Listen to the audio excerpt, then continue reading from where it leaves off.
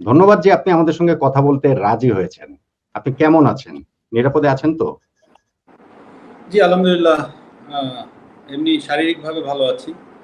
অবশ্যই মানসিকভাবে খুব একটা ভালো নাই। এবং তবে আছি, হ্যাঁ, আমি ঢাকায় আছি, বাংলাদেশে আছি, পরিবার নিয়ে আছি। মাশরাফি, ক্রিকেটার হিসেবে জাতীয় দলের ক্যাপ্টেন হিসেবে পুরো বাংলাদেশের মানুষের আপনি ভালোবাসা পেয়েছেন। বিশেষত তরুণ সমাজ, যুব সমাজ, ছাত্র ছাত্রীরা তো একেবারে আপনাকে মাথায় তুলে রেখেছিল। এখন এই গত কিছুদিনে বাংলাদেশে এই কোটা সংস্কার আন্দোলনটা যে হয়েছে, সেখানে আমরা চেনা মাশরাফিকে আসলে খুঁজে পাইনি। তাকে আসলে দেখা যায়নি। ইনফ্যাক্ট যখন পুলিশ নির্বিচারে গুলি চালিয়েছে, ছাত্রদের হত্যা করেছে, তখনও আপনি চুপ ছিলেন কেন?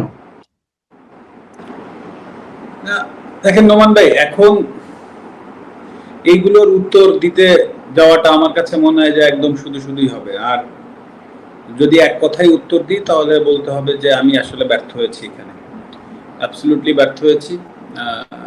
প্রথম প্রথম যে জিনিসটা। আর দ্বিতীয় কথা হচ্ছে যে আমি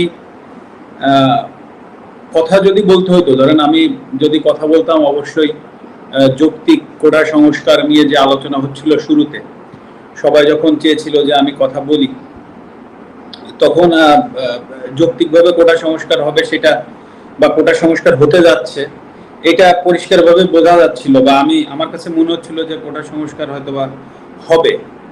কিন্তু তারপরে যে ঘটনাগুলো ঘটতে থাকলো, তখন আসলে এমন একটা পরিস্থিতি হলো যে যখন সবাই চাচ্ছে যে আমি একটি স্ট্যাটাস দিই বা আমি পাশে থাকি, তো তখন আসলে পরিবেশটা এমন জায়গায় গিয়েছে যে আমার কাছে মনে হচ্ছিল যে আমি যদি এখন একটা স্ট্যাটাস দিই বা আমি যদি যে কোনো কিছু লিখি, তো সেইটাকে কেন্দ্র করে যদি আরো ম্যাসিভ বা আরো বড় কিছু হয়ে যায়, তা আসলে সেই জিনিসটা সামাল দেওয়ার অ্যাবিলিটি আমার আছে কিনা। তো সবকিছু মিলিয়ে আসলে ঘটনাগুলো এত দ্রুত ঘটেছে, তো আমার পক্ষে সম্ভব হয়নি, তবে আমি চেষ্টা করিনি সেটা না। এবং আরেকটি বিষয় যে আমি যদি কথা, মানে আমি যদি স্ট্যাটাসের ভিতরে সীমাবদ্ধ থাকতে চাইনি, এটা সত্যি কথা। মানে আমি চেয়েছিলাম স্টুডেন্টদের সাথে কথা বলতে, বা আমি চেয়েছিলাম যে তাদের সাথে আলোচনার মাধ্যমে কিছু করা যায় কিনা। হ্যাঁ, কারণ আমি যদি একটা স্ট্যাটাস দিতাম, তাতে করে যা কিছু ঘটেছে, যা কিছু হয়েছে, তার তার থেকে কম হতো না। বরঞ্চ আমার সার্বিকভাবে আমার যে ভয়টা কাজ করছিল যে আমার স্ট্যাটাসের কারণে বা আমার কোনো একটা ভুল পদক্ষেপের কারণে যদি জিনিসটা আরো বড় হয়ে যায়, তখন সেটা সামাল দেওয়ার আমার ক্ষমতা আছে কিনা। মাশরাফি, আপনি বলছিলেন যে আপনি আরো কিছু করতে চেয়েছিলেন, ছাত্রছাত্রীদের সঙ্গে কথা বলতে চেয়েছিলেন, করেননি কেন? নোমান ভাই, দেখেন, আপনি তো প্রথমে বলেছেনই যে ক্রিকেটার মাশরাফি, মানে খেলোয়াড় মাশরাফির সাথে কথা বলছেন, কোনো রাজনৈতিক বিষয় নাই। তো প্রশ্নটাও আপনি করেছেন যে ক্রিকেটার হিসাবে আমি ব্যর্থ হয়েছি, সেটা আমিও অ্যাকসেপ্ট করেছি। এখন ক্রিকেটার হিসাবে যেটা আপনারা দেখেছেন সেটা হচ্ছে যে আমি খেলোয়াড় ছিলাম, খেলোয়াড় থেকে আমি ক্যাপ্টেন হয়েছি। তো ক্যাপ্টেন হওয়ার পরে খুব স্বাভাবিকভাবেই আমি, যদি ভালো হয় হয়তো বা অনেক সময় আমাকে যেতে হয়নি প্রেস কনফারেন্সে, বা আমাকে যদি কেউ ম্যান অফ দি ম্যাচ হয় তারা গিয়েছে। তো ম্যাচ যখন হেরেছি তখন আমি গিয়েছি, তো বা আমরা আমরা কোথায় কি ভুল করেছি বা যে দায়বদ্ধতা, সেগুলো আমাকে কাঁধে নিতে হয়েছে। এবং আপনি আমার যতগুলো প্রেস কনফারেন্স আছে সবগুলো ঘাটলে দেখবেন যে আমি সবগুলো দায়ী আমার, আমরা ব্যর্থ হয়েছি বা আমি ব্যর্থ হয়েছি বা আমার লিডারশিপটা জায়গায় থাকতে পারিনি, এটা। কিন্তু এটা তো একটা রাজনৈতিক জায়গা, প্রথম বিষয়। দ্বিতীয় বিষয় হচ্ছে এটা জাতীয় বিষয় হয়ে গিয়েছে। আবার এই আমি আমি আমি আমার দলের ক্যাপ্টেনও না, আমি আমার দলের অধিনায়কও না, না আমি আমার দলের সহ অধিনায়ক। আমি মানে আপনার রাজনৈতিক দলে? কেবল, হ্যাঁ, আমার রাজনৈতিক দলের, মানে বাংলাদেশ আওয়ামী লীগের।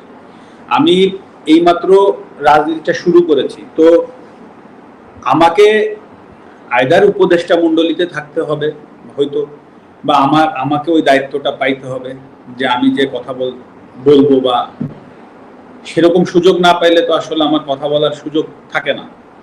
তো এখানে হুট করেই আমি একটা জায়গায় চলে গেলাম, একটা দায়িত্ব নিয়ে কথা বললাম, সেইখান থেকে একটা বড় ঘটনা আবার ঘটে গেল, তখন সেই দায়ভার আমার কাঁধে আসলো। তো এই সব বিষয়বস্তু কিন্তু আছে, যে আমি এখন সবকিছু মিলিয়ে যে আমি চেষ্টা করিনি সেই কথা না, আমি চেষ্টা করেছি, আমার সাধ্যমতো চেষ্টা করেছি, হয়তো আমার সুযোগটা আসেনি। আর সর্বোপরি এখানে তো আমি কারো দোষ দিব না বা দোষ দিতে যাচ্ছিও না। খেলোয়াড় জায়গা থেকে যে আমি ব্যর্থ হয়েছি সেটা আমি প্রথমে অ্যাকসেপ্ট করেছি, এখনো করছি। তবে আমি চেষ্টা করিনি সেই জায়গাটা একেবারেই বলবো না যে আমি চেষ্টা করিনি, আমি হয়তো বা পারিনি। মাশরাফি, আমি জাস্ট একটু বোঝার জন্য জানতে চাইছি যে ধরেন আপনি বলছেন যেটা সেটা আপনার একটা টিম আছে আপনার রাজনৈতিক দলে, সেইখানে আপনি ক্যাপ্টেন না, বা বলছেন ভাইস ক্যাপ্টেন, নিশ্চয়ই আরো অনেক সিনিয়র রাজনীতিবিদরা তো রয়েছেন, কিন্তু ধরেন এর বাইরে গিয়ে এই যে ছাত্রছাত্রীদের পাশে যদি আপনি দাঁড়াতেন তাহলে আসলে কি হতো? মানে সেটা আপনি একটা জিনিস আপনি নিজেই ভাবেন, সেটা কি হয় বা হইতো? প্রথমত হচ্ছে যে আমাকে কি করতে হতো, মানে ওখানে যদি আমি দাঁড়াইতাম সংবিধান অনুযায়ী আমাকে কি করতে হতো? সংবিধান অনুযায়ী আমাকে প্রথমে স্টেপ ডাউন করতে হতো। আচ্ছা, স্টেপ ডাউন করলে ধরেন সবকিছু স্বাভাবিক হইতো বা কোনো কিছু, এখন যে পরিস্থিতি হয়েছে এখন পরিস্থিতিতে হয়তো বা আমাকে সবাই বাহবা দিত, রাইট? কিন্তু ওই ওই সিচুয়েশনে মাশরাফি, স্টেপ ডাউন মানে সংসদ সদস্য পদ থেকে স্টেপ ডাউনের কথা বলছেন, তাই তো? হ্যাঁ, সংসদ সদস্য পদ থেকে আমাকে স্টেপ ডাউন করতে হবে। মানে আমার জায়গা থেকে সেটা কি আদৌ করা সম্ভব ছিল? মানে সেটা প্রথম ভাবার বিষয়। দ্বিতীয় কথা হচ্ছে যে আমি নড়াইলের মানুষকে, যারা আমাকে সংসদে পাঠিয়েছে, আমি কালকে তাদেরকে কি প্রশ্নের উত্তর দিতাম? যে আমরা আপনাকে অনেক আশা করে এখানে পাঠিয়েছিলাম যে নড়াইলকে আপনি একটা জায়গায় পৌঁছে দিবেন, আমি তাদেরকে কি প্রশ্নের উত্তর দিতাম? সবকিছু স্বাভাবিক হতো। তো আমার জায়গা থেকে আসলে যে জিনিসটা করার দরকার ছিল, যেটা আমার কাছে সবসময় মনে হয়েছে পুরো আন্দোলনের ভেতরে, ওইখান থেকে দাঁড়িয়ে আমার কাছে মনে হয়েছে একটা স্ট্যাটাস দিলে সবকিছু সমাধান হয়ে যেত, সেটা না, আমি আরো বড় পরিসরে কিছু করতে পারতাম কিনা, এবং সেটা স্টুডেন্টদের কাছে যে তারা হয়তো বা নাও আসতে পারতো, সেটা তাদের ব্যাপার ছিল।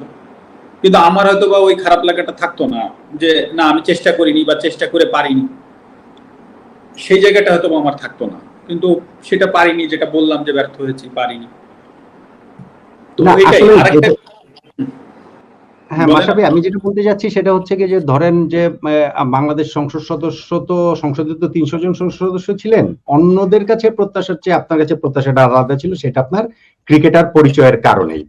এবং সেই প্রত্যাশার যে জায়গাটা সারা দেশের মানুষের, ছাত্রছাত্রীদের শুধু না, সারা দেশের মানুষের যে প্রত্যাশার জায়গাটা ছিল, আপনি কি বাসায় যখন গিয়েছেন আপনার বাসায়ও কি এই নিয়ে কোনো আলোচনা শুনেছেন, বা ওইখানেও কি এরকম কিছু আসলে মুখোমুখি আপনি হয়েছেন কিনা, যে কেন আপনি তাদের পাশে দাঁড়াতে পারছেন না বা একটা ফেসবুক স্ট্যাটাস দিতে পারছেন না? না না, সরাসরি আমার, আপনি নিশ্চিত থাকেন যে সবাই যারা করতে পারেনি তারা সরাসরি বাসায় বা পরিবেশে বা বন্ধু সার্কেলে কিন্তু তারা তাদের সাথে তাদের বিষয় নিয়ে আলোচনা হয়েছে। যেমন আপনাকে আমি বলতে পারি যে আমার মেয়ে, সে ইনস্টাগ্রাম ইউজ করে, আমার ইনস্টাগ্রাম থাকলেও আমি ফলোয়ার না। তো সে 17 তারিখ থেকে তার ইনস্টাগ্রামে সে অনেক কথা স্টুডেন্টদের পক্ষে লিখে গিয়েছে, বলেছে। তো আমি তো ইনস্টাগ্রাম ফলোয়ার না, তো আমাকে আমার ছোট ভাই বললো যে হুমায়রা বোধহয়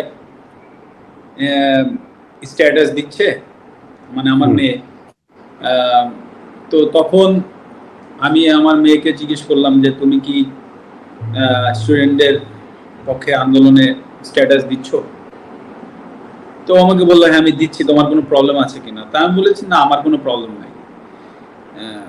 এবং আমি ওকে এটাও বলেছিলাম যে তোমার স্কুল থেকে যদি আন্দোলনে যাই, মেক শিওর যে তুমি তাদের সাথে থেকো। মানে এই কথাটা বলার কারণ ছিল এটাই, যে আসলে তার কাছে যেন কখনো মনে না হয় যে আমার পদের জন্য বা আমার চেয়ারের জন্য আমি তাকে ওখানে আটকায় রাখছি, এই জিনিসটা যেন কখনো তার মনে না হয়। এবং এত ঘটনার ভেতর দিয়ে অন্তত ওইটুক জায়গা আমার অবস্থান আছে আমার মেয়ের কাছে, যে না আমার বাবা আমাকে আটকায়নি। সো ওই জায়গাটা আছে। তো আপনি যেটা বললেন যে পরিবারে বা ফ্রেন্ড সার্কেলে বা অন্যান্য আশেপাশে যাদের সাথে যারই আলোচনা আছে, সবাই সবার জায়গা থেকেই আসলে এটা পুশ করেছে বা এটা বলেছে। এটা তো খুব স্বাভাবিক, বাংলাদেশের সবাই যেখানে বলছে, আমার ক্ষেত্রে ব্যতিক্রম কিছু তো নিশ্চয়ই হয়নি। তবে এটাও সত্যি কথা নোমান ভাই, যেটা বললেন আজকে, আরেকটা কথা বলি এর ভেতরে অল্প একটু, যেটা হচ্ছে আজকে কোটা আন্দোলনের যে স্টুডেন্টরা আছে বা যে সমন্বয়কের ভেতরে একজন ক্রীড়া মন্ত্রণালয়ের উপদেষ্টা মহোদয় জনাব আসিফ সাহেব যিনি হয়েছেন, আপনি দেখবেন উনি কিন্তু খেলাধুলা নিয়ে এখন থেকে উনি কাজ করবেন, বাংলাদেশের সার্বিক খেলাধুলার বিষয়গুলো নিয়ে কাজ করবেন। এখন যদি আল্লাহ না করুক কালকে একটা প্রবলেম হয়, আল্লাহ না করুক যদি কোনো একটা খেলাধুলায় কোনো জায়গায় প্রবলেম হয়, উনি কিন্তু প্রধান উপদেষ্টা মহোদয় ডক্টর ইউনূস স্যারের কাছে যাবেন, বা সিনিয়র উপদেষ্টা মহোদয় যারা আছেন উনাদের সাথে আলোচনা করে এসেই কিন্তু উনাকে স্টেটমেন্ট দিতে হবে। ইটস ভেরি সিম্পল, কারণ উনি একটা দায়িত্বশীল জায়গায় আছেন। তো হুট করেই একটা সমস্যার সমাধান উনি একা কিন্তু এসে এই আপনাদের সামনে মানে প্রেসের সামনে হুট করে বলে ফেলতে পারবে না। তো দায়িত্বশীল জায়গাগুলো কিন্তু অনেক কিছু চিন্তা করে কথা বলতে হয়।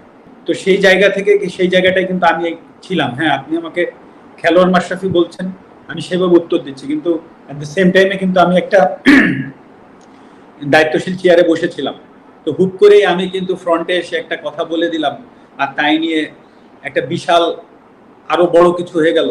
সেটার ট্যাকেল দেওয়ার ক্ষমতা আদৌ আমার আছে কিনা, বা বর্তমানে যারা কাজ করবেন তাদেরও কিন্তু এই জিনিসগুলো ভেবেচিন্তে কাজ করতে হবে। তো এটা কিন্তু ভেরি সিম্পল ব্যাপার। তো আমি যেটা বলতে যাচ্ছি যে হ্যাঁ, আমি ব্যর্থ হয়েছি, কিন্তু আসলে আমারও তো সীমাবদ্ধতা আছে বা ছিল, এটাও কিন্তু সত্য কথা। কিন্তু সেটাকে যে আমি এক্সকিউজ হিসেবে দাঁড় করাচ্ছি সেটা না, কারণ মানুষের দাবি ছিল, কারণ প্রথমত আমি একজন খেলোয়াড়, তারপরে আমি সংসদ সদস্য। কারণ আমি খেলোয়াড় থেকে আমার পরিচয় মাশরাফি না হলে আমি অবশ্যই ওই সংসদ সদস্যে আমার যে ডাক নাম ছিল, আমার নড়াইলের মানুষ চিন্ত কৌশিক নামে, সেই নামে আমি নিশ্চয়ই সংসদ সদস্য হইতে পারতাম না। তো খেলোয়াড় মাশরাফির জায়গায় যে আমি ব্যর্থ হয়েছি সেটা কিন্তু আমি একবারও বলছি না। বাট আপনি এট দ্য সেম টাইমে ভাবেন যে আমি একটা সংসদ সদস্য ছিলাম একজন, সেই পজিশন থেকে হুট করে আমি একটা মন্তব্য করার থেকে বরঞ্চ আমি ওইখানে যে সমাধানের চেষ্টা করাটা আমার জন্য আরো ইজি হইতো, বা আমি সেটাই চেষ্টা করেছি, সেটা হয়তো আমি পারিনি। সেটাই আমার ব্যর্থতা। না, মাশরাফি, বুঝতে পেরেছি আপনার অবস্থানটা। মাশরাফি, আপনি নড়াইলের কথা বললেন, আপনি নড়াইলের কৌশিক সেই কথা বললেন। সেই নড়াইলে তো আপনার যে বাড়ি, সে বাড়িটা আমরা দেখেছি যে সেই দিন প্রথমে ভাঙচুর করা হয়েছে, তারপরে আগুন দিয়ে পুড়িয়ে দেওয়া হয়েছে। আপনি কি মনে করেন যে মানুষকে অনেক মানে ক্ষোভ থেকেই আসলে মানুষ এই কাজটা করেছে? আমার কাছে মনে হয় না এটা। আমার কাছে মনে হয় যে একটা মবের মতো হয়েছে। হ্যাঁ, একটা মানে হুট করেই মানুষ এটা করে ফেলেছে, আমার কাছে মনে হয় না। কারণ ক্ষোভ হওয়ার মতো কোনো কাজ আমি করি নাই, সুতরাং আমার কাছে এটা মনেই হয় না যে কোনো ক্ষোভ থেকে করেছে। আবার থাকতেও পারে, বাট আমার কাছে মনে হয় না। মানে তাহলে আসলে এটা হলো কেন? মানে এটা আপনার কাছে কি মনে হয়? এই কারণ তো আমিও খুঁজেছি। কারণ একটা বিষয় হচ্ছে কি, মানুষ আমি বিগত যে 5-5.5 বছর কাজ করেছি, তো আমি যখন বাড়ি গিয়েছি তখন রাত 1টা-2টা পর্যন্ত মানুষ এসেছে, বা যে কোনো মানুষ। মানে আমি সবসময় একটা জিনিস বিশ্বাস করতাম যে আমাকে সবাই ভোট দিবে না, আমাকে সবাই পছন্দ করবে না, এটাই স্বাভাবিক। কিন্তু আমি যখন সংসদ সদস্য হয়েছি, আমি প্রত্যেকটা নড়াইলের প্রত্যেকটা মানুষের, মানে পুরো নড়াইল তো না, নড়াইলে 2টা আসন, নড়াইল দুই আসনটা হচ্ছে আমার, যেটা সদর, নড়াইল সদর এবং লোহাগাড়া উপজেলা মিলিয়ে। তো এইখানের প্রত্যেকটা মানে মানুষের এমপি আমি সেইভাবেই চিন্তা করেছি এবং সেইভাবেই কাজ করেছি। আমার মতের বিরুদ্ধে অনেকে কথা বলতে পারে, আমার দলের বিরুদ্ধে অনেকে কথা বলতে পারে, আমাদের সাথে মতামত নাও মিলতে পারে। তো এই জিনিসগুলো আমি কখনো দেখিনি। যার যেটা প্রয়োজন হয়েছে সে যদি মানে তার যে কোনো উপকারে যখন আমার আমার প্রয়োজন হয়েছে আমি আমি চেষ্টা করেছি আমার জায়গা থেকে। তো এখন আমার কাছে তো এটা মনে হচ্ছে না, মানে আমি জানি না। এরপরও যেটা প্রথমেও বলেছিলাম সেটা বললাম যে থাকতে পারে হয়তোবা আমি সবার কাছে পৌঁছাইতে পারিনি। আমি হয়তোবা আমি মানুষ যেটা এক্সপেক্ট করেছিল যে এইভাবে এইভাবে করতে হবে সেভাবে হয়তোবা আমি ব্যর্থ হতে পারি, হতে পারে অনেক কিছুই হতে পারে। তবে আমার জানা মতে আমি আমি নড়াইলের জন্য আমার সম্ভাব্য যা কিছু ছিল, যে যেটা আগেও বললাম যে খেলাধুলাটা আমি 20 বছর প্রায় অলমোস্ট প্রায় 20 বছর জাতীয় দলে খেলেছি। আপনি যদি তাকায় দেখবেন যে আমার স্ট্যাটস কখনো বলে না যে আমি পৃথিবীর সেরা কোনো খেলোয়াড় বা বাংলাদেশের কোনো সেরা খেলোয়াড়, হয়তোবা আমার স্ট্যাটস সেটা বলবে না। তো রাজনীতিবিদ হিসেবে তো নাই, কারণ 5 বছরে আপনি এমন কোনো রাজনীতিবিদ হয়ে উঠতে পারবেন না। কিন্তু এই খেলোয়াড় জীবনে যেটা বলেছি যে আমি আমার শারীরিক মানসিক যতটুকু সম্ভব সবটুকু দিয়ে ক্রিকেট খেলেছি। ঠিক সংসদ সদস্য হওয়ার পরে 2-2.5 বছর কিন্তু করোনায় চলে গেছে, তারপরও আমি আমার সম্ভাব্য সবকিছু, আমার চাওয়া পাওয়া চিন্তা চেতনা সবকিছুই নড়াইল ঘিরেই ছিল, যে আমার নড়াইলের আসলে কোন জিনিসটা করলে নড়াইলের মানুষ উপকার হবে, সেই জায়গাটা নিয়ে আমি কাজ করেছি। তো সুতরাং আমি আপনার নড়াইলের প্রতি জি মাশরাফি বলেন বলেন। না মানে আমি নিজেও সেই প্রশ্নের উত্তর খুঁজছি যে আসলে কেন, এটা কি একটা মবের বিষয় নাকি অন্য কিছু, আমি নিজেও সেই প্রশ্নের উত্তর খুঁজছি। না সেটা আমি বলছিলাম যে আপনি যখন প্রথম এটা যখন শুনলেন তখন যে আপনার বাড়িতে আগুন দেওয়া হয়েছে, আপনার প্রথম অনুভূতিটা কি ওইরকমই ছিল যে না এটা এটা আসলে কিভাবে হয়, বা আপনার আসলে তখন ওই মুহূর্তে, আমি জানি যে এটা খুবই টাফ একটা কোশ্চেনটা হয়তো টাফ, আপনার জন্য মোমেন্টটাও খুব টাফ ছিল, কিন্তু যখন আপনি প্রথম শুনেছিলেন তখন আপনার কাছে কেমন লেগেছে বা কি মনে হয়েছিল ওই মুহূর্তটায়? না প্রথম কথা হচ্ছে যে দেখেন আমার যখন ওইটা হয় আমার আমার বাড়ির সামনেই বাড়ি হচ্ছে সভাপতি মহোদয়, ওনার বাড়ি প্রথমে ভেঙে ফেলে এবং ওনার গাড়িতে আগুন দিয়ে যায়। তো তারপরে আমাদের বাসায় প্রথম চান্সে কেউ কিছু বলেনি, দ্বিতীয় চান্সে আবার এক দল এসেছে, তারা কয়েকটা ইট পাটকেল মেরেছে। তৃতীয় দফায় আর একটা গ্রুপ এসেছে, তারা বাসায় ঢুকে এরকম কিছু লাঠি দিয়ে বাড়ি টাড়ি দিয়ে ভেঙে চুরে গেছে। চতুর্থ দফায় আর কি ঠিক মাগরিবের আজানের হয়তো বা আধা ঘন্টা আগে ওই সময় যারা আসছে চতুর্থ দফায়, ওই সময় ওরা এসে আসলে এই ঘটনাগুলো করেছে, লাস্টে ভেঙে চুরে সব, তারপরে হচ্ছে আগুন দিয়ে দিয়েছে। তো ওই যে বললাম যে আসলে কিছু যে মনে হবে বা কি মনে করব সেটা আমি বুঝতেছি না। আমি সবকিছু মিলেই অবশ্যই আপসেট, যে আসলে যেটা হয়ে গেল সেটা তো আসলে না আমি আমার জায়গা থেকে কিছু করতে পারলাম, না আমি আমার বাবা মা পরিবার পরিজনকেও আসলে সেভ করতে পারলাম আর কি। আপনার বাবা মা কি তখন আলহামদুলিল্লাহ যে আমার বাবা মা এখনো ভালো আছে, এইটাই আর কি। মানে তারা কি তখন ওই বাড়িতে ছিলেন ওই মুহূর্তে ওই সময়টায়? হ্যাঁ, তার 3 মিনিট আগেও তো 3 থেকে 5 মিনিট আগেও তারা বাসায় ছিলেন। তারা মানে আমার বাসায় আসলে আমার বাবা মার তো ধরেন আমার মার যখন ঘর পুড়াই দিচ্ছে তখন তো একটা কাপড়ও ছিল না আমার মায়ের বা আমার বাবার, ওই এক কাপড়েই বের হয়েছে। এখন তারা তো ওই সময় বাসায় ছিল। আরো একটা বিষয় হচ্ছে যে উনরা কিছু বুঝতে পারিনি, উনরা বাসার ভিতরেই ছিল, এটা তো উনারাও কল্পনা করেনি। কিন্তু তারপরে বাসায় কয়েকটা ছেলে মেয়ে থাকে, তারা এসে বলছে যে মাঠ থেকে দৌড়ায় দৌড়ায় মানুষ আসছে, আপনারা একটু বাসার বাইরে যান। তো তখন হচ্ছে বাসার বাইরে গেছে। আচ্ছা, কয়েকটা ছেলে মেয়ে থাকে, এটা কারা?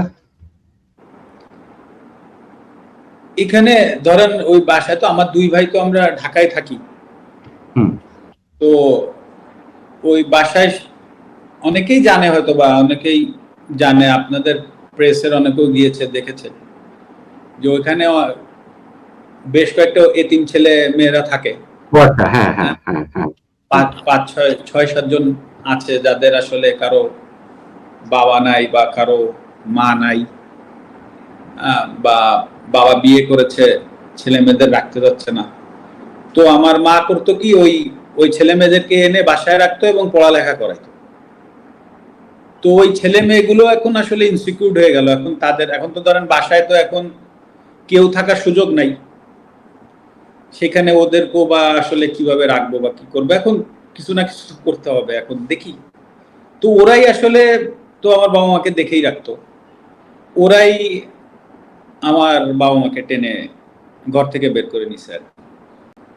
ওই বাড়িতে তো আপনার ক্রিকেটেরও অনেক স্মৃতি রয়েছে, মানে ক্রিকেট ক্যারিয়ারের, হ্যাঁ, আমার সেগুলো তো। ঢাকায় কিছু নাই। ঢাকায় ধরেন আমি তো আর যে বললামই যে আহামরি এমন কোনো পুরস্কার আমার নাই, তবে যে কয়েকটা আছে, ওই বাড়ি ছিল। টেস্ট ম্যাচের যখন খেলেছি, ওই সুভিনিয়ার গুলো বা বিভিন্ন সময় সিরিজ জয়ের কিছু সুভিনিয়ার ওই বাসায় ছিল। তো নর্মালি আমার ওইগুলোর প্রতি যে খুব বেশি টান ছিল সেটা না, তবে গেলে মাঝে মধ্যে দেখতাম, দেখে আবার অনেক মানুষও আসতো, এসে দেখতো ওই জিনিসগুলো। ওই জিনিসগুলো তো আর নাই। মানে যাক ভাই, দিন শেষে আলহামদুলিল্লাহ আমার বাবা মা বেঁচে আছে, এটাই বড় ব্যাপার। এখন ওইগুলা নিয়ে তো আর কথা বলে লাভ নাই। হ্যাঁ, এটা মাশরাফি, তো। এই বাড়িটি আপনি কবে তৈরি করেছিলেন? এই বাড়ি তৈরি করেছিলাম ভাই 2014 সালের মাঝামাঝি বা শেষের দিকে, 2015 যে হয়তো বা কাজ শেষ হয় আর কি, এটা শেষ হয় আচ্ছা 2014-15 সালে আর কি, 2014-15 সালে ওই আচ্ছা সময়। আচ্ছা। মানে আপনি যখন খেলোয়াড় ছিলেন, তাই তো? মানে খেলোয়াড় ছিলেন মানে কি, তখনই তো আপনি বাংলাদেশে আবার ক্যাপ্টেন হলেন ওই সময়টা। মাশরাফি, ঢাকায় তো আপনার একটা বাড়ি রয়েছে, এটাও কি আপনার ক্রিকেট ক্যারিয়ার চলাকালীন সময়ের? ভাই, আমার কোনো, আমার যা অ্যাসেট আছে বা ছিল বা আছে এখনো পর্যন্ত, আমার কোনো অ্যাসেটই সেটা 2018 সালের পরে না। আমার নড়াইলের বাড়িও 2014-15 সালে করা। আমার পূর্বাচলের যে জায়গাটা, সেটা আমাদের সব প্লেয়াররাই পেয়েছিলাম। তখন হাবিবুল বাশার সুমন ভাই ক্যাপ্টেন ছিল, আপনার মনে আছে কিনা। 2006-5 সালে অস্ট্রেলিয়াকে হারাইলাম আমরা। অস্ট্রেলিয়া, হ্যাঁ। তো হুম তখন হুম আমাদের তৎকালীন সময়ে সরকার আমাদের 5 কাঠা করে জমি দিয়েছিল, পূর্বাচলের জমিটা। আমার মিরপুরের যে বাড়িটা আছে, একটা 2008 সালে করা, আইপিএল খেলে এসে করছি। হুম আর যেটায় আমি থাকবো আর কি, সেটা আমার 2015 সালে বা 15 সালের মাঝামাঝি সময় আমার করা। সে বাড়ি এখনো আমি উঠতে পারিনি, মানে প্রক্রিয়াধীন 8-9 বছর ধরে। হুম। তো আমার কোনো অ্যাসেটই বা কোনো কিছুই আমার, মানে 2018 সালের পরে আমার কোনো কিছু নেই। আর একটা বিষয় হচ্ছে যে, ধরেন আমার নড়াইলের বাড়িটা যেটা আপনারা বললাম, 2014-15 বা ওই 15 সালের শেষ দিকে আমার বাড়িটা হয়তো বা শেষ হয়েছে কাজ। হুম তখন তো আমার এন্ডোর্সমেন্ট ছিল অনেকগুলো এন্ডোর্সমেন্ট ছিল, একটা দুইটা না, প্রায় 20টার উপর এন্ডোর্সমেন্ট ছিল। এরপরে আমি জাতীয় দলে খেলেছি, সবকিছু আমি তো খেলাধুলা করে যা কিছু করেছি তা আমি ওই সময় করেছি। আর আমি যে বাড়িটা নড়াইলে আমার মাকে করে দিয়েছিলাম 2000, যেটা বলছি বারবার, 15 সালে, তো ধরেন সেই হুম। বাড়িটা তো এখন আর নাই, এখন তো ভেঙে চুরে শেষ করে দিয়েছে। তো অনেকেই বলেছে যে বাড়িটার আসলে এখন তুমি চাইলে, বা আমার বাবাকে বলেছে যে আপনি একটা মামলা করে রাখতে পারেন, কে বা কারা, অনেক অনেক ভিডিও টিডিও তো আছে, দেখেছি। আমি বলেছি যে না, আমি আমার বাবাকেও বলে দিয়েছি যে এটার কোনো বিচার বর্তমান সরকার বা যারাই আসুক বা যারাই থাকুক বা আসুক, হ্যাঁ, তাদের কাছে আমি এটা নিয়ে কোনো বিচার চাইব না। কারণ এটা আমার কাছে মনে হচ্ছে যে আসলে এই বাড়িটা তো আসলে যশোর থেকে এসে বা খুলনা থেকে এসে বা ঢাকা থেকে যে কেউ ভাঙেনি। হ্যাঁ, নড়াইলের মানুষ কোনো না কোনো জায়গার থেকে উঠে এসে ভাঙছে। তো আসলে আমি নড়াইলের মানুষের বিরুদ্ধে আর বিচার চাইবো না। তো যেটা হয়ে গেছে তো ওটা আমি একসেপ্ট করে নিচ্ছি, হয়তো বা আমার কাছে আমি এভাবে একসেপ্ট করে নিচ্ছি যে হয়তো বা আমার কোনো ভুল ছিল, আমি কোনো ভুল করেছি, হয়তো বা তার জন্য ওনারা হয়তো বা এসে ওটা করেছে। তো আমার মনে যদি বিন্দুমাত্র কষ্ট এখন আর নাই, আমি মানে কষ্ট নাই এই কথাটা ভুল, মানে কারো প্রতি রাগ ক্ষোভ এগুলো কিছুই নাই। তো আমিও আশা করব নড়াইলবাসীর প্রতি যে আমার কোনো ভুলে বা কোনো জায়গায় যদি কষ্ট হতে থাকে, তো আশা করি তারা তো একটা স্টেপ নিয়েছে, তারাও আমাকে এই জায়গা থেকে ক্ষমা করবে, এটাই আমি আশা করি, এর বেশি কিছু না। কিন্তু আমি কখনোই এই বাড়ি নিয়ে আসলে সালিশ বিচার এগুলো চাইবো না। আসলে আপনার কথাটা আমি প্রায় কেড়ে নিয়েই বলতে চাচ্ছিলাম, যখন আপনি বলছিলেন যে আমার কোনো কষ্ট নেই। আপনার কথাতেই বোঝা যাচ্ছে কষ্ট আছে, কিন্তু রাগ ক্ষোভ নেই, সেটা ঠিক আছে। আপনি নড়াইলকে এত ভালোবাসেন, সেই সূত্র ধরে আপনি সেগুলো এই কথাটা আপনি বলছেন। নড়াইলের জন্য আপনি তো অনেক কিছু করেছেন। আর 2018 সালের কথা যেটা আপনি বারবার বলছিলেন, যে আপনার যে স্থাবর যে সম্পত্তির কথা বলছিলেন, 2018 দিয়ে তো আপনি রাজনীতিতে আসেন। এরপরে হচ্ছে গিয়ে আপনি 2টা সংসদ নির্বাচন করেছেন। 2018 থেকে 2024 সাল, মানে এই যে সময়টা 5-6 বছর যে সময়, সেই সময়ের মধ্যে আপনার আসলে ঠিক বলার মতো ওইরকম কোনো কিছু, আর সম্পত্তির দিক থেকে আমি যেহেতু বলছি যে বাংলাদেশের রাজনীতির প্রথাগত ধারণাটাই ওই রকম, এবং আমি নিশ্চিত যে আপনাকে এই 2টা সংসদ নির্বাচন করার জন্য হলফনামাও জমা দিতে হয়েছে, সেখানে তো অবশ্যই উল্লেখ রয়েছে মানে ওই সময় আর আপনার সম্পদের পরিমাণ বাড়েনি বা ওরকম কোনো কিছু হয়নি, তাই তো? 18 সালের যদি প্রশ্নটা আসলে খেলোয়াড় মাশরাফির কাছে হইলো না, বাট তারপরে আমি উত্তর দিচ্ছি যে 2018 সালের হলফনামা এবং 24 সালের হলফনামা দেখলেই আপনি পরিষ্কার হবেন, এবং তারপরে আপনি সেটাকে জাস্টিফাই করলে, সেটা তো আমি বললে হবে না, সেটাকে জাস্টিফাই করলে পরিষ্কার বোঝা যাবে। শুধু এতটুকুই বলছি যে সেটা দেখলে পরিষ্কারভাবে বোঝা যাবে যে আসলে ঘটনা কি। 18 পরও তো আপনি খেলেছেন ক্রিকেট, ইনফ্যাক্ট ক্রিকেট এখনো খেলছেন। সো ক্রিকেটের আয়টা আমার তো নোমান ভাই, আমার কোনো ব্যবসা করি না। আপনি এত এত সাংবাদিক আছে, আমি কোনোদিন আমার 14 গোষ্ঠীরও মানে ক্লোজ যারা, তাদের কারো কোনো লাইসেন্স পাবেন না খুঁজে যে আমরা কোনো ব্যবসা করেছি, ঠিক আছে? সো আমি নিজেও কোনোদিন কোনো ব্যবসা করিনি। আমার ছোট ভাই তাও আমার যে কাপড়ের একটা ব্যবসা করে, সেটাও তো সে অনেক আগের থেকে। এই ছাড়া আমাদের বাসায় কেউ বা আমি নিজেও কোনো ব্যবসা করি না। সো প্রায় কিন্তু একটা কথা বলে আসতাম যে আমার প্রফেশন কিন্তু ক্রিকেট, আর আমার প্যাশন ছিল হচ্ছে আমি যে রাজনীতিটা করছি। এবং আমি এতটাই, আমি নিজে বিশ্বাস করি যে একটা জায়গায় আমাকে সবসময় বেনিফিট অফ দ্য ডাউট বলেন আপনাদের জায়গা থেকে বা আমার জায়গা থেকে, আমি সর্বোচ্চটা বলি যে একটা জায়গায় আমি এতটাই প্যাশনেট ছিলাম যে নড়াইল কিন্তু এ ক্যাটাগরির জেলা না। নড়াইল, আমি তো নড়াইলের দায়িত্বেই ছিলাম, নড়াইল কিন্তু এ ক্যাটাগরির জেলা না, এটা সি ক্যাটাগরির জেলা। এখন এ ক্যাটাগরির জেলা করা আমার একার দ্বারা সম্ভব ছিল না। এটা একটা বিশাল পলিটিক্যাল মুভমেন্ট হতে পারতো। সেটা হচ্ছে যে 5টা উপজেলা করা। নড়াইল এখন 3টা উপজেলা, 4টা উপজেলা হলে হয়তো বা বি ক্যাটাগরির জেলা হয় সম্ভবত, আর 5টা উপজেলা হলে হয়তো বা এ ক্যাটাগরি, 5টা হলে মানে বি, আর 7টা মনে হয় এরকম সামথিং লাইক দ্যাট, যেটা আমার পক্ষে আসলে সম্ভব হতো না। তো আমি আসলে সবসময় চিন্তা করতাম যে একটা সি ক্যাটাগরির জেলা থেকেও এ ক্যাটাগরির জেলার যে সুযোগ সুবিধা আছে, সেই সুযোগ সুবিধাগুলো আমার নড়াইলের মানুষ ভোগ করুক। তো ওই জায়গাটাকে এত প্যাশনেটের জায়গায় আমি নিয়েছিলাম যে আমি জানি যে আমি আমার সর্বোচ্চটুক দিয়েই কাজ করেছি, এবং সেটা এখন যে কেউ, বর্তমান সরকারের যে কেউ নড়াইল 2 আসনে যদি যে কোনো কাগজপত্র বা যেটা বলেন ফাইল দেখলেই বুঝতে পারবে যে 5 বছর আগে কোথায় ছিল আর এখন। এবং আমি বিনয়ের সাথে অনুরোধ করব বর্তমান সরকারকে যে আমার নড়াইলের 2 এর যে চলমান কাজগুলো আছে, সেই কাজগুলো যেন চলমান রাখেন ওনারা, তাহলে আমার নড়াইলের মানুষরা আসলে ভালো থাকবে। আমি এইটা বিনয়ের সাথে অনুরোধ করব। মাশরাফি, আপনার ক্রিকেট ক্যারিয়ারটাও, খেলাটাও কি আসলে চলমান থাকবে? খেলাটা, হ্যাঁ খেলাটা আসলে তো যেমন ভাই আমি তো জাতীয় দলে খেলি না এখন আর, তাই না? আমি খেলি আমার যেটা আগেও বললাম যে আমার প্রফেশনের জায়গা ক্রিকেট, সেই জায়গা থেকে আমি বিপিএল খেলি এবং ঢাকা লিগ খেলি।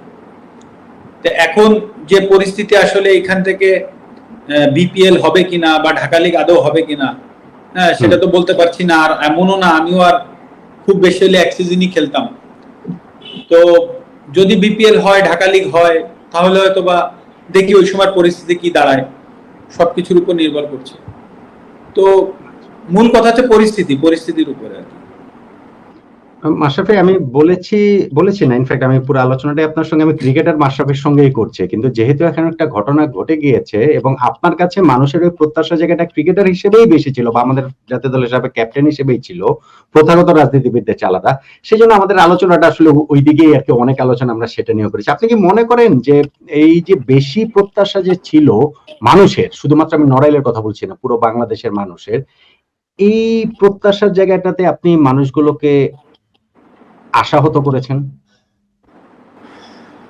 এক কথায় উত্তর দিলে অবশ্যই তাই, কারণ আমি তো প্রথমেই বললাম যে আমি তো আসলে প্রথমে আমি খেলোয়াড় মাশরাফি, তারপরে ওই মাশরাফি থেকে পলিটিক্যাল মাশরাফি। তো যদি এক কথায় উত্তর চান তো অবশ্যই আমি ওই সময় স্টেপ আপ করতে পারিনি। তারপরে যে কথাটা বলেছি যে আমি একটা স্ট্যাটাসের সীমাবদ্ধ থাকলে হয়তো আমি গা বাঁচাইতে পারতাম, আমি হয়তো বলতে পারতাম যে আমি একটা স্ট্যাটাস দিয়েছি, কিন্তু আমার জায়গা থেকে আমি চেয়েছিলাম আরো বড় পরিসরে করতে। সেই জায়গায় যেহেতু পারিনি, তো অবশ্যই আমার কাছে নিজের কাছে মনে হচ্ছে যে আমি ব্যর্থ হয়েছি অবশ্যই। ক্রিকেটার মাশরাফি তো ছিলেন পুরো বাংলাদেশের ভালোবাসা, আমি যদি সেভাবে বলি, কিন্তু যখন আপনি রাজনীতিতে নাম লিখিয়েছেন, যখন নাম লিখেছেন, আমি এখনকার কথা বলছি না, আমি আরো 5-6 বছর আগের কথা বলছি, তখনই কিন্তু সেই ভালোবাসার জায়গাটা একটা বিভক্তির জায়গা, দ্বিধা বিভক্তির জায়গাটা তৈরি হয়েছে। এখন এত বছর পরে এসে এই মুহূর্তে দাঁড়িয়ে আপনার কি মনে হয় যে রাজনীতিতে আসাটা আপনার ভুল ছিল? না, ওই সময় আমার কাছে একবারও মনে হয়নি সেটা। দেখেন, এটা ক্লিয়ারলি আমি জানি যে আমি যখন মাশরাফি হিসাবে, ক্রিকেটার হিসাবে আছি, আমি সবার কাছে গ্রহণযোগ্য ব্যক্তি হিসাবে আছি। কিন্তু আমি যখন রাজনীতিতে যাব তখন অবশ্যই আমি সবার কাছে গ্রহণযোগ্য থাকবো না। কিন্তু আমি ওই চ্যালেঞ্জটা নিতে চেয়েছি যে না, পলিটিক্সটা আসলে করে মানুষের জন্য কিছু, পলিটিক্সটা তো এই জন্যই মানুষ করে বা করতো বা করে, আমি যেটা জানি যে মানুষের উপকারের জন্য, বড় পরিসরে মানুষের জন্য কিছু করা যায়। তো সেই চ্যালেঞ্জটা নিয়েই তো আমি পলিটিক্সটা করতে এসেছি। তো ওই সময়টা আমার কাছে মনে হয়নি। আর এটা তো নোমান ভাই একটা চ্যালেঞ্জ ছিল, এটা তো আমি জানি, এটা কোনো রকেট সায়েন্স তো নাই। হ্যাঁ, সব থেকে বড় স্ট্রেট ফরওয়ার্ড সিদ্ধান্ত হইতো যে আমি করব না। তাহলে যে এত মানুষ বলে যে আজকের জায়গায় দাঁড়াই আপনি বলেন যে আজকে এত এত তরুণ প্রজন্মরা বলছে যে আমাদের হাত দিয়ে দেশ গড়বে, তো তাদেরকে তো পলিটিক্সের ভেতরে আসতে হবে, তাদেরকে তো রাজনীতির ভেতরে আসতে হবে। অরাজনৈতিক ব্যক্তি হিসাবে তো আপনি 5-10 জনের উপকার করতে পারবেন সর্বোচ্চ জায়গা থেকে, কিন্তু আপনি যদি রাজনৈতিক ব্যক্তি হন তখন আপনি হয়তোবা হ্যাঁ গালি খাবেন, আপনি আপনার সমালোচনা হবে, কিন্তু আপনি অনেকগুলো মানুষের একটা এরিয়ার একটা একটা মানে বড় পরিসরের একটা কাজ করার সুযোগ পাবে।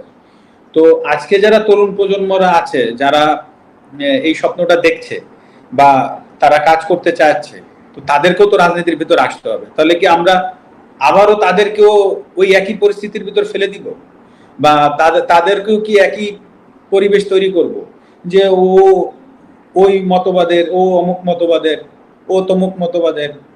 তাহলে তো রাজনীতিতে আপনি কখনোই ভালো মানুষ খুঁজতেছেন বা ভালো মানুষরা এসে, বা ভালো মানুষ না যারা মানুষের জন্য কাজ করতে চায়, তাদেরকে আপনি কবে খুঁজে পাবেন? তো এখনো যদি আমরা এই অমুক দল তমুক দল করে, মূল কথা যে দেশকে যদি এগিয়ে নিয়ে যেতে হয়, তাহলে সে যে দলই করুক, সে দেশের জন্য কাজ করবে কিনা, এই মোটিভটা তার আছে কিনা, এই জায়গাটা দেখা উচিত। কে কোন দল করতেছে এই জায়গাটা না দেখে বরঞ্চ দেখা উচিত যে তার দেশের জন্য কাজ করার মোটিভ আছে কিনা। যদি থাকে, তাকে অবশ্যই ওয়েলকাম জানানো উচিত, সে যে জায়গা থেকে আসুক, যে দল থেকে আসুক। তার একটা উদাহরণ তো আমি দিলাম, আজকে যারা তরুণ প্রজন্ম তারা তো এইভাবে সারাদিন রাস্তায় থাকে, তাদের একটা প্ল্যাটফর্ম দরকার হবে, তাদের একটা রাজনৈতিক জায়গা দরকার হবে। তো তারা যখন একটা রাজনৈতিক জায়গায় যাইতে চাবে, তো তখন আমার জায়গা থেকে আপনার জায়গা থেকে সবাই যদি আবার তারে টেনে হিসেবে নিচে নামাই, সমালোচনা করি, তাহলে তো এইভাবেই চলতে থাকবে। তো আমি সেটা বলতে চাচ্ছি যে আপনি যেটা বললেন যে ভুল, এখন আমার জায়গা থেকে আমি চিন্তা করতেই পারি যে ভাই আমার দরকার কি ছিল এসব রিস্ক নেওয়ার। আমি তো ভালো ছিলাম, আমার কাছে তখন সবচেয়ে ইন্টারেস্টিং হচ্ছে যখন আমার কাছে, আমি যখন রাজনীতিতে 2018 সালে আসি, তখন যে কন্ট্রাক্টগুলো আমার বাতিল হয়েছে সেগুলো অনেক বড় বড় কন্ট্রাক্ট বাতিল হয়েছে। তো প্রায় আমার 8-10 কোটি টাকার কন্ট্রাক্টই সেই সময় বাতিল হয়েছে। তো আমি যদি রাজনীতিতে না আসতাম তো আমার ওই টাকাগুলো তো আমি পেতাম। তো আমি আমার পরিবার নিয়ে আরামসে, মানে সেগুলো আপনি কল্পনাই করতে পারবেন না, কত কত বড় বড় কন্ট্রাক্ট। ঠিক আছে, সেটা হচ্ছে যে তার কয়দিন পরেই ছিল ওয়ার্ল্ড কাপ। তো ওয়ার্ল্ড কাপের ক্যাপ্টেন আমি একদম, সেটা আমি রাজনীতিতে এসেও করেছি, রাজনীতি না আসলেও আপনারাও জানেন যে আমি, এবং অবধারিত আমি ওয়ার্ল্ড কাপের ক্যাপ্টেন ছিলাম। সমস্ত বড় বড় কন্ট্রাক্ট আমার কাছে ছিল এবং যাদের সাথে সাইন্ড আপ ছিল তারা বাতিল করে দিল আমাকে, কারণ তারা মাল্টি ন্যাশনাল কোম্পানি, কোনো রাজনৈতিক দলের সাথে তারা থাকতে চায় না। আচ্ছা, তো আমি যদি ওই সময় এটা না করে ভাই আমি একা ভালো থাকবো চিন্তা করতাম, তাহলে তো আজকে আমাকে এই দিন দেখতে হতো না, বা আমাকে এত গালির প্রশ্ন। হ্যাঁ, আমি খেলায় খারাপ খেলেছি, গালি খেতাম, সেটা ভিন্ন জিনিস, কিন্তু আজকে এই পরিস্থিতি আমার হইতো না। তো আমি আমার যে টাকা পয়সা হইতো তাই নিয়ে আমি আরামসে আমার পরিবার নিয়ে আরামসে ভালো থাকতে পারতাম। আমি তো ওই শাটলটা ব্রেক করে ওই চ্যালেঞ্জটা নিয়ে এসেছি কাজ করতে। তো এই জন্য বললাম যে ভুল করেছি এই জিনিসটা আমি বলবো না, আমি জেনে বুঝেই যদি ভুল করি তাহলে আমি আমার নিজের ক্ষতি করেছি, যদি খুব বেশি বলতে হয় এটা করেছি। কিন্তু আমার ভেতরে কোনো ওই জিনিসটা কাজ করবে না কোনোদিন যে না আমি, যে আমার মোটিভ ছিল কি, আমি কি চিন্তা করে রাজনীতি করতে আসছি এবং আমি আসলে কাজ করতে চেয়েছি কিনা, এই জায়গাটাই হয়তো আমি বলবো যে না আমি চেয়েছি, আমি করেছি, আমার সাধ্যমতো করেছি। মাশরাফি, সেটা কি আপনি এখনো চান? মানে এখনো চান বলতে আমি বলছি যে আপনি এখন একটা কঠিন পরিস্থিতিতে আছেন, আপনার দল একটা কঠিন পরিস্থিতিতে আছে। আপনি তো ওই অর্থে প্রথাগত রাজনীতিবিদ না, সেটা আমরা সবাই জানি, আপনি নিজেও ব্যাখ্যা করেছেন। তো এখনকার এই অবস্থায় দাঁড়িয়ে আপনি কি ভবিষ্যতেও রাজনীতি করবেন, নাকি রাজনীতি ছেড়ে দেওয়ার চিন্তা ভাবনা করছেন? দেখেন নোমান ভাই, ভবিষ্যতের কথা ভেবেছি জীবনে দাঁড়িয়ে, একসময় অনেক ভবিষ্যতের কথা ভেবেছি, এবং একটু আগে আপনাকে একটা কথা বলেছি যে দেখেন যে কাজগুলো আমি নড়াইলের জন্য করেছি সেই তালিকাটা যদি আপনি ধরেন তাহলে শুধু একটা ইউনিভার্সিটি এখন বাকি আছে, একটা সি ক্যাটাগরির জেলায় কি কি প্রয়োজন, একটা ইউনিভার্সিটি বাকি আছে। সেটাও কয়েকদিন আগে যে 5টা বিশ্ববিদ্যালয়ের প্রস্তাবনা গিয়েছে তার ভেতরে নড়াইল জেলার প্রস্তাবনাটা ছিল এস এম সুলতানের নামে। এস এম সুলতানকে হয়তো আপনারা নিশ্চয়ই চিনেন। না না, অবশ্যই বিখ্যাত চিত্রশিল্পী, ওনার নামে বিশ্ববিদ্যালয়ের প্রস্তাবনা গিয়েছে, আমি সেটাও প্রায় করে ফেলেছিলাম। তো আমি এত কিছুর পরও কিন্তু এখনো বলছি যে চলমান কাজগুলো নড়াইলে আছে। আমি এই জায়গাটায় আমি যদি একটুখানি আমাকে ক্লিয়ার করতেন, মানে শুধু একটা ইউনিভার্সিটি বাকি ছিল বলতে আপনি মানে কি বোঝাচ্ছেন? মানে এর বাইরে উন্নয়ন প্রকল্পগুলোর কথা কি বলছেন? হ্যাঁ, আমি সেটা বলতে চাচ্ছিলাম, মানে আমি যেটা বলতে চাচ্ছিলাম যে আমরা তো একটা সি ক্যাটাগরির জেলা। আজকে আপনি বিগত 5 বছরের 2 বছর ছিল করোনা, তার ভেতরে আজকে 4 লেনের কাজ চলছে। আমাদের ওইখানে নদী ভাঙন কবলিত এরিয়া, সেখানে প্রায় 300 কোটি টাকার মতো প্রোটেকশন হয়েছে, আপনার ইমার্জেন্সি প্রোটেকশন হয়েছে, আপনার 200 কোটি টাকার পল্লীর অবকাঠামোর রাস্তা ঠিক করা আছে। এর কয়েকদিন আগে আমি আবার 250 কোটি টাকার একটা নড়াইল জেলা পল্লী অবকাঠামো উন্নয়ন প্রকল্প বই, সেটা অনুমোদন হয়ে প্রায় 34 কিলোমিটার মতো টেন্ডার হয়েছে। নড়াইলে 100 বেড হসপিটাল ছিল স্বাধীন হওয়ার পর থেকে, তো এটাকে 250 বেড করে ওয়ার্ল্ড ব্যাংকের সহযোগিতায় 10টা আইসিইউ নেওয়া হয়েছে। আমাদের নড়াইল লোহাগড়া উপজেলা স্বাস্থ্য কমপ্লেক্স, সেটাও স্বাধীনের হওয়ার পরে যখন হসপিটাল হয়, সেটা 2018 সালের আগ পর্যন্ত সেটা 31 বেড ছিল, ওটাকে 50 বেড করে 4তলা ফাউন্ডেশন করা হয়েছে। এরপরে আছে 2টা পৌরসভা ছিল আমার আন্ডারে, সেই 2টা পৌরসভায় এমজিএসপি সবচেয়ে বড় প্রকল্প ছিল গভর্নমেন্টের। 29টা না 30টা পৌরসভায় বোধহয় এমজিএসপি প্রকল্প পেয়েছে, তার ভিতরে 2টাই ছিল নড়াইলে। ইঞ্জিনিয়ারিং কলেজ অনুমোদন না, টেন্ডারও হয়ে গিয়েছে, কাজটা শুরু হয়নি। সারা বাংলাদেশে বোধহয় 4টে ইঞ্জিনিয়ারিং কলেজ হয়েছে, তার ভিতরে নড়াইলে একটা। আইটি ট্রেনিং ইনকিউবেটর সেন্টার যেটা, সেটাও কাজের উদ্বোধন করে কাজ শুরু হয়ে গেছে। তো আপনি যে জিনিসগুলো দৈনন্দিন জীবনে দরকার একটা তরুণ প্রজন্মদের জন্য, সেই ম্যাক্সিমাম মেগা মেগা প্রকল্পগুলো অলরেডি প্রায় চলে গেছে। এখন আচ্ছা ভাই, সেই জন্যই বলছিলেন শুধু বিশ্ববিদ্যালয়টা বাকি ছিল, সেটাও আপনার 5টা বিশ্ববিদ্যালয়ের যে প্রস্তাবনা গিয়েছে তার ভিতরে নড়াইল ছিল। তো আমি এটাই বলতে চাচ্ছি যে আমি যে কাজগুলো করেছি, আমি জানি যে 5 বছরে তো 2-2.5 বছর করোনা ছিল, সবকিছু আপনারাও জানেন সবকিছু বন্ধ ছিল। তারপরও যতদূর এগিয়ে নিয়ে গেছি, আমি বিশ্বাস করি বর্তমান সরকার এই কাজগুলোকে আসলে পূর্ণতা দিবে, এটুকু আমি বিশ্বাস করি। আসলে ক্রিকেটে কি আমরা কোনোভাবে আপনাকে পাবো, মানে পেতে পারি ওই সম্ভাবনা? দেখেন, আমি রাজনীতিতে আসলে সেই অর্থে বুঝি না, কিন্তু ধরেন খেলাটা বুঝি। আর আমি ঠিক রাজনীতিবিদ মাশরাফিকেও সেই অর্থে চিনি না, কিন্তু ক্রিকেটার মাশরাফিকে আমি চিনি। এবং আমি মনে করি, আমি না, এটা আসলে নিশ্চিতভাবে অনেকেই মনে করেন যে বাংলাদেশ ক্রিকেটে আর আপনি জাতীয় দলে খেলবেন না, কিন্তু কোনো না কোনো ভাবে অবদান রাখার সুযোগ তো আমার মনে হয় আপনার এর মধ্যেও ছিল যখন জাতীয় দলে খেলা ছেড়েছেন, সামনেও হয়তো আছে। মানে পরিস্থিতিটা আলাদা, এখন পরিস্থিতি, কিন্তু তারপরেও কি ক্রিকেটে কোনোভাবে আমরা ভবিষ্যতে দেখবো না, দেখার সেই সুযোগ আছে কিনা?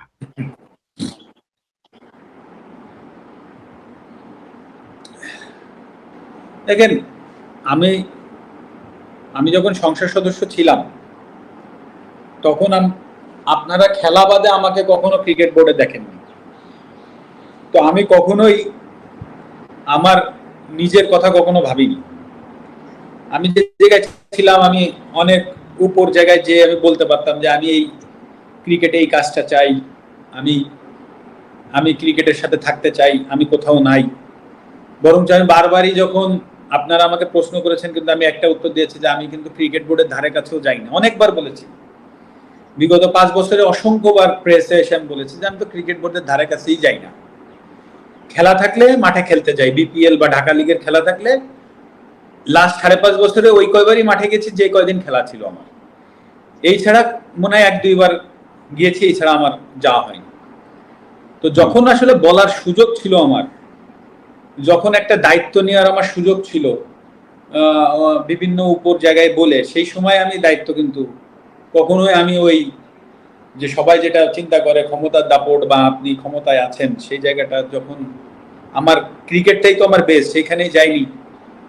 আর যদি আপনি এখন যে প্রশ্নটা করলেন, এক কথায় যদি উত্তর দিতে হয়, শুধু এক কথায় বলি যে আমার কাছে মনে হয় না সেটা আমি দাবি করতে পারি বা আমি সেটা ডিজার্ভ করি। আমার কাছে সেটা মনে হয় না। ক্রিকেটের সঙ্গে কাজ করাটা আপনি ডিজার্ভ করেন না বলছেন আপনি, কেন আপনার সেটা মনে হচ্ছে? এটা খুব স্বাভাবিক না? আমি এতদিন রাজনীতি করেছি, আমি ক্রিকেটের সাথে থাকিনি বা আসিনি, এখন আমি আবার ক্রিকেটের সাথে কাজ করতে চাচ্ছি, বিষয়টা এরকম হয়ে যায় না? হ্যাঁ, যদি ছোটখাটো কোনো প্ল্যাটফর্মে হয়, সেই জায়গা থেকে কাজ করব, তারপরেরটা দেখা যাবে। কিন্তু বড় পরিসরে এসে আমি এখনই বলবো যে এখন আমি কাজ করতে চাই ক্রিকেট নিয়ে বড় পরিসরে, সেটা আসলে অনেকটা সুযোগ সন্ধানী বিষয় হয়ে যাবে। মানে এই জায়গা থেকে আমার কাছে মনে হয় না যে আমি এটা ডিজার্ভ করি। হ্যাঁ, আমি যেহেতু ক্রিকেট আমার রক্তের ভিতরে, এটা আমি কয়েকদিন আগেও বলেছি যে ক্রিকেট আমার রক্তের ভিতরে। আমি যে জায়গায় চাই, ক্রিকেট থেকে যদি আমার কাছে কেউ সহযোগিতা চায়, আমি অবশ্যই যাব। আর যদি কেউ না আসে, আমি ক্রিকেট নিয়ে, যেমন আমি সেকেন্ড ডিভিশনে একটু কাজ করতাম, আমার বিভিন্ন জায়গায় আমি ছোটখাটো পর্যায়ে ক্রিকেট নিয়ে কাজ করতাম। যেমন আমি যেমন বাংলাদেশ আওয়ামী লীগের যুব ক্রীড়া বিষয়ক সম্পাদক ছিলাম। আমার এই সেপ্টেম্বরে যেমন আমি আলোচনা করেছিলাম আন্ডার 17 ফুটবল এবং আন্ডার-17 ক্রিকেট টুর্নামেন্টটা করতে। আন্ডার-17 করতে যাচ্ছিলাম এই কারণে যে 2টা বছর ওইখান থেকে কিছু প্লেয়ার যদি বের হয়, 2টা বছর তাদেরকে রেডি করার সময় পাবে বাফুফে বা ক্রিকেট বোর্ড। তো ওই জায়গা থেকে, ওই চিন্তা চেতনা থেকে আসলে আন্ডার-17 করতে চেয়েছিলাম, যে আন্ডার-19 খেলার আগে অন্তত 2টা বছর তারা সময় পায় তাদেরকে তৈরি করার জন্য। তো এরকম ভাবে চিন্তা করে আসলে আমি কাজ করতে চাচ্ছিলাম, তাছাড়া তো আমার কোনো প্ল্যাটফর্ম ছিল না। তো এই জন্য বললাম যে আমার যে যতটুকু প্ল্যাটফর্ম ছিল আমি চেষ্টা করেছি। আমি নড়াইলেও বড় টুর্নামেন্ট করেছি, 2টা-3টা, তো যতটুকু পেরেছি করেছি, কিন্তু ওরকম ভাবে হয়তো বা আমি সুযোগ থাকলে করার চেষ্টা করব, কিন্তু হুট করে এসে আমি এই মুহূর্তে আমি বড় পরিসরে করবো, এটা আসলে এক কথায় বললাম যে আমি সেটা ডিজার্ভ করি না। না, বুঝতে পেরেছি, আমি আপনার অবস্থানটা বুঝতে পেরেছি। মাশরাফি, আমরা প্রায় শেষ দিকে চলে এসেছি ইন্টারভিউর। এমনি আমি যদি একদম শেষে এসে জিজ্ঞাসা করি যে গত কিছুদিনে, গত প্রায় যে মাসখানেক সময়ের মতো হয়েছে, বাংলাদেশে যা যা হয়ে গিয়েছে, এত এত মানুষ মারা গিয়েছে, ক্ষমতার পরিবর্তন হয়েছে, আপনার ব্যক্তিগত জীবনটাও বিপর্যস্ত হয়েছে, স্পেশালি যে নড়াইলে আপনার যেটা বাড়িটা পুড়ে যাওয়ার কথাটা যেটা বললেন, তো অবভিয়াসলি এটা তো সবার মতো আপনার জায়গা থেকেও তো মন নিশ্চয়ই খুব খারাপ, নিশ্চয়ই অনেক কষ্ট, এবং আমাদের সাথে ইন্টারভিউ করে একটা সময় জুড়ে সেটা বোঝা গিয়েছে। এই যে সবার সামনে আপনি বলতে পারলেন কথাগুলো, অ্যাটলিস্ট আপনি আপনার অবস্থানটা জানাতে পারলেন আমাদের এই প্ল্যাটফর্মের মাধ্যমে, একটু কি হালকা লাগছে মাশরাফি? না, এই কষ্ট থাকবে নোমান ভাই, এই কষ্ট থাকবে। প্রথম কষ্ট থাকবে যে ইন ক্রাইসিসে আমি দাঁড়াইতে পারিনি, এই কষ্টটা আমাকে ভোগাবে। এটা এটা এটা তো আমার নিজস্ব ব্যাপার, এই কষ্টটা আমার থেকে যাবে। আর কিছু কিছু বিষয় আছে, সবকিছু বলার বিষয় না, কথা বলার বিষয় না। হ্যাঁ, কথা হয়তো বা বলছি, কথা হয়তো বা বলতে হবে সামনে, হ্যাঁ, কিন্তু এই কষ্টটা থেকে যাবে। এবং এবং ব্যক্তিগতভাবেও আমি আসলে মানে নিজের উপরে আপসেট, এটা বলতে পারি। আমি নিজের উপরে নিজেই আপসেট হয়েছি, আমি আছি, মানে নিজের কথাই চিন্তা করছি যে আমি নিজেই আপসেট আর কি, এবং সেটা নিজের উপর। মাশরাফি, আপনার এই বিপর্যস্ত সময় আপনি নট আউট নোমানকে সময় দিয়েছেন, সেজন্য আসলে আপনাকে অসংখ্য ধন্যবাদ। আমরা সবাই মিলেই একটা নতুন বাংলাদেশ, একটা সুন্দর বাংলাদেশের স্বপ্ন আমরা সবাই মিলেই দেখছি। নিশ্চিতভাবে আপনিও সেই স্বপ্ন, আপনিও আপনার জায়গা থেকে নিশ্চিতভাবেই দেখেন। সেটা তো অবশ্যই। আমি আমি আমি আমার সবার প্রতি শুভকামনা, হ্যাঁ, যারা আছেন বর্তমান সরকারের বা যারা কাজ করছেন যে যার জায়গা থেকে, সবার প্রতি শুভকামনা। আশা করি সুন্দর বাংলাদেশ গড়ে উঠবে, মানুষ ভালো থাকবে, মানুষ সুযোগ সুবিধা পাবে। এটাই তো চাওয়া, এছাড়া তো আর কারোরই চাওয়া নাই। তো আমার সবার প্রতি শুভকামনা থাকবে একটা সুন্দর বাংলাদেশের প্রত্যাশায়। মাশরাফি বিন মুর্তজা, আপনাকে অসংখ্য ধন্যবাদ আমাদেরকে সময় দেওয়ার জন্য। Thank you very much. দর্শক, এতক্ষণ আমাদের সঙ্গে ছিলেন বাংলাদেশ জাতীয় ক্রিকেট দলের সাবেক অধিনায়ক মাশরাফি বিন মুর্তজা। আমার কাছে তার এই ক্রিকেটার পরিচয়টাই সবচেয়ে বড়, যদিও তার সঙ্গে এখন রাজনীতিবিদ পরিচয়টাই রয়েছে, এবং গত কিছুদিন ধরে বাংলাদেশে যে রাজনৈতিক পট পরিবর্তন হয়েছে সেইখানটাতে মাশরাফি তার নিজের অবস্থানটা স্পষ্ট করেছেন আমাদের সঙ্গে এই দীর্ঘ ইন্টারভিউতে।